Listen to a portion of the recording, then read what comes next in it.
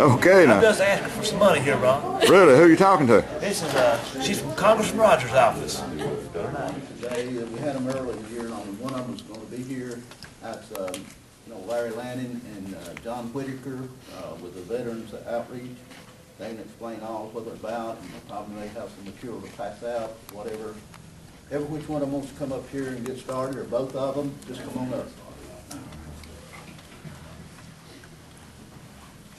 Well, I thank you for inviting us down today. I'm Larry Lanning, this is John Whitaker. We're the vet reps, and that's what we do is help our veterans get back into their workforce. Also, we work with our homeless vets, our incarcerated veterans, and our disabled vets. So basically what we're going to do today is sort of give you an update on some things going on, some of the programs that are coming out. But the first packet that he gave you there is some information on our vets for employers. One big thing is if an employer hires a vet, they get tax credits. And it can be anywhere from $2,500 up to $9,000 depending on their status. But the key on that one is if the employer does not file it within 28 days of the hire date of the vet, you don't get it. Used to it was like a couple of years, but then last year they changed that. So a lot of employers lose that because they just don't know.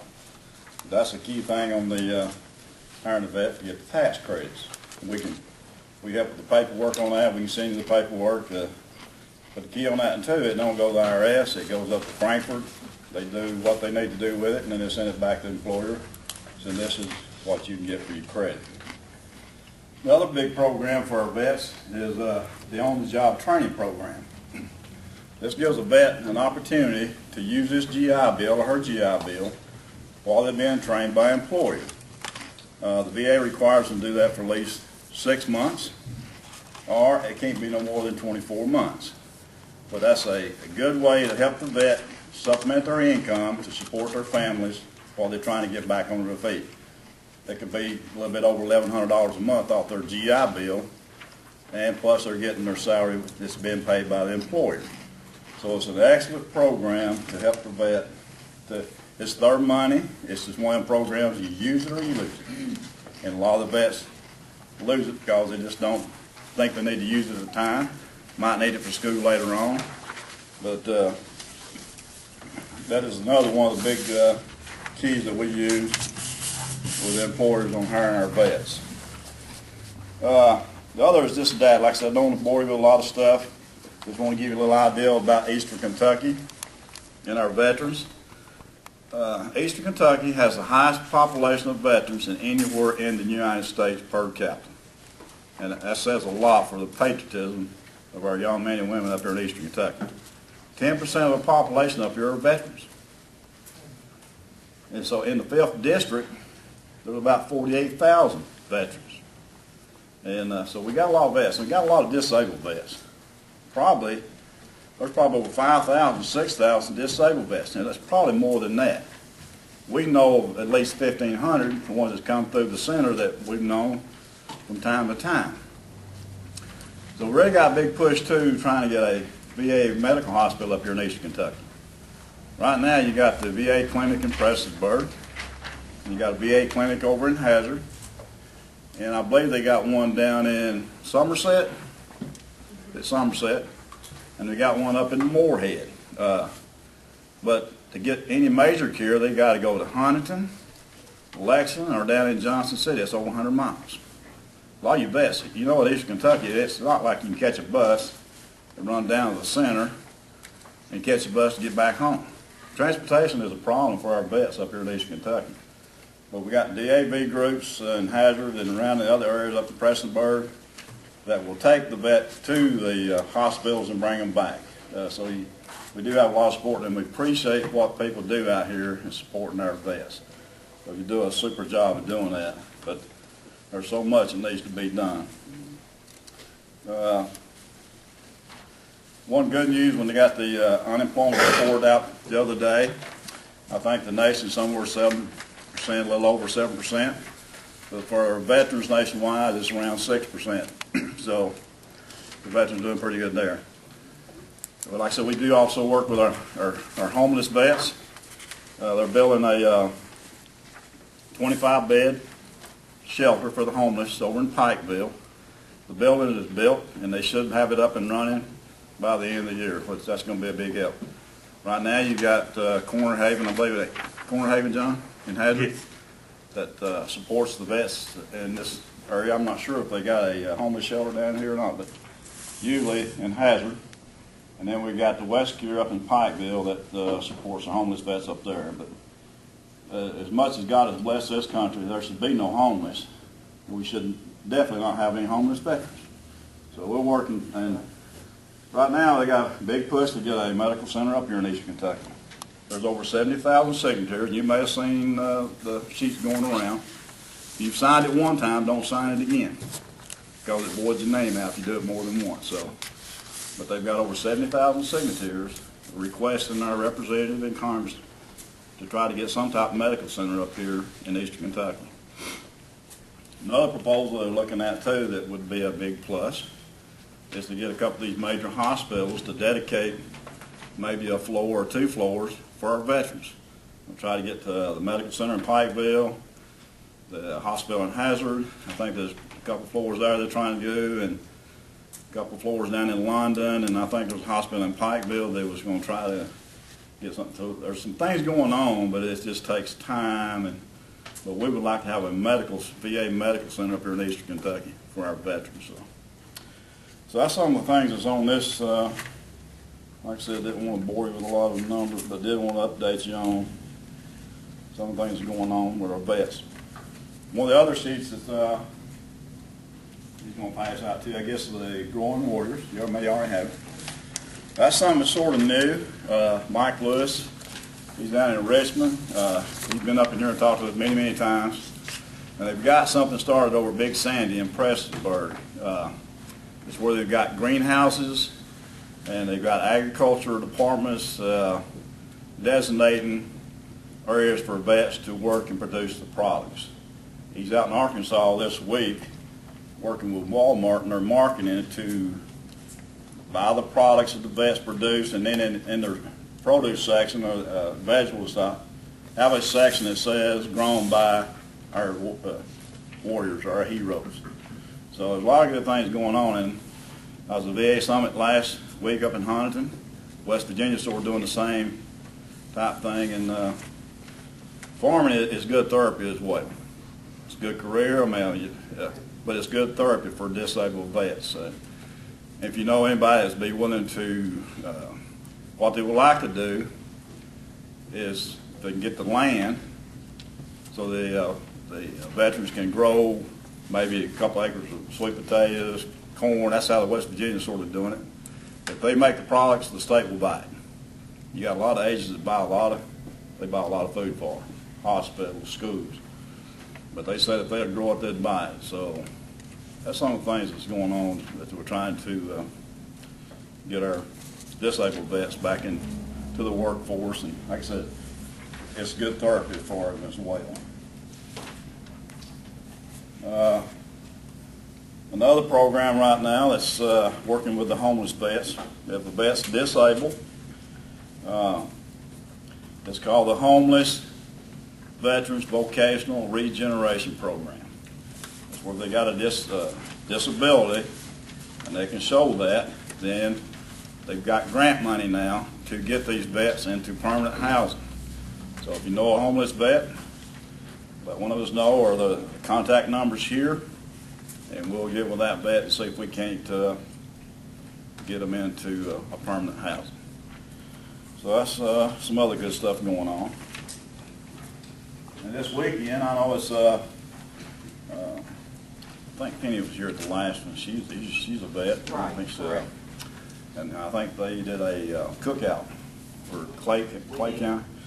Well, in Jackson, at the outreach post down there in Annville, this Saturday, if you're a vet or if you know a vet, they're having a health fair. They'll be bringing in the mobile medical unit that they bring out to different areas so they can do screenings and interview and counseling and things of that nature. They'll be doing that and having a fish fry and have the 21 gun salute with the old cannons. So there's a lot of good stuff going on, and that's going on this Saturday. So if you know a vet, you're welcome. I think here in Clay County we've got probably around the neighborhood of 300 vets. On the back of that one sheet, that it will show you the breakout of the veterans in each county. And as you can see too, there's another number in there that shows you the disabled veterans in each county. We've got a lot of disabled veterans up here in eastern Kentucky. So, but that's basically what me and John do. I cover Prestonsburg, Pikeville, and Hazard. So in the Hazard area, we cover what, 7 counties? So 10. 10 counties. Okay. Well, we got some in there. I can't keep up. We cover from Jackson County all the way back to the state line there at Fletcher, from Wolf County back to Haddon. You know. Well, we do work with our incarcerated vets, and they got the veterans home up in Hazard. I think it's what, 125 beds.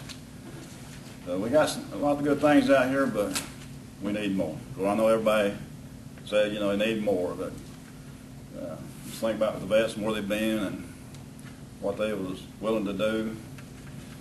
But we appreciate what all of you do, and we got representatives of the field reps here today, and we appreciate all the support that they would get from the county officials, city officials, and the different employers and agencies. And like I said, the good Lord has blessed us well, and there should not be no homeless out here. So we're doing what we can to fix that.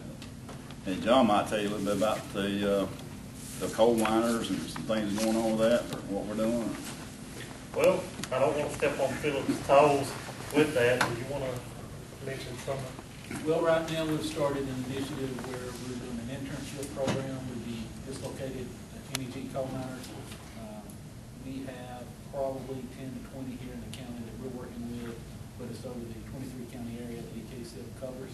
And what that is we're trying to place the coal miners into jobs. Hopefully that will turn into long-term positions, but the employer is under no obligation to keep them once the training period is over. We're working, had been 480 hours, but that's kind of shrinking. It's actually through the end of November.